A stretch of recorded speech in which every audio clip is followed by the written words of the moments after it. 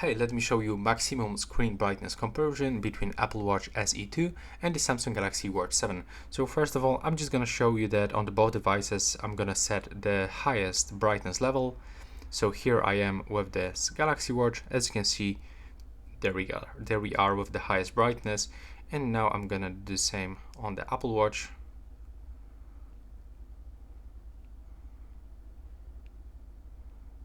Okay, we have to go into the settings, the display settings, and I'm gonna increase the brightness.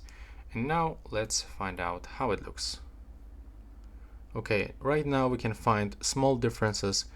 On the Samsung Galaxy Watch 7, the screen looks a little bit brighter.